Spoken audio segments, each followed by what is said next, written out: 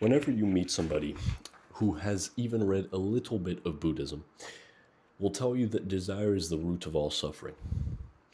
The truth is that's a misinterpretation, and it's a mistranslation from the original text and the original message, which is that need is the root of all suffering. It's not desire. You can desire things, you just cannot need them. Now, why do I say this? Because maybe it is desire. But firstly, let's say it is a mistranslation. Secondly, a life without desire is not much of a life at all. All the philosophies that claim that the root of all suffering and the only way to escape your suffering is detachment do not seem like very good philosophies because of the infinity of time that stretches backwards and forwards in both directions. You have this very thin sliver right with you right now. You have maybe 80 years. Given how precious this little time is the best thing to do really to just not do anything with it. I would argue a better way of spending your time would be to do the most with it, to do as much as you can, give the world as much as possible, and experience as much as possible. A philosophy that affirms life, one that encourages the follower to enjoy and go out there and experience things rather than reject life and reject everything that the world has to offer you. Which, by the way, you can look into Buddhist texts. That's not what they say. Buddhist texts basically say, enjoy life. Don't indulge too much in pleasures, but still enjoy the things in life. Therefore, desire is not the root of all suffering, need is. What does that mean? It's not desiring something. I could desire water right now, and that wouldn't cause suffering. But if I needed water because I was literally, what's the word? Not drowning.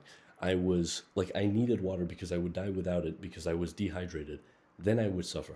It's only when you need something, when you think that you are not okay without it, when you think that your survival is threatened without it, when you believe that you cannot live without it, that is when suffering happens. In a relationship, suffering doesn't happen when you want the other person, when you desire the other person. Suffering happens when you feel like you need the other person.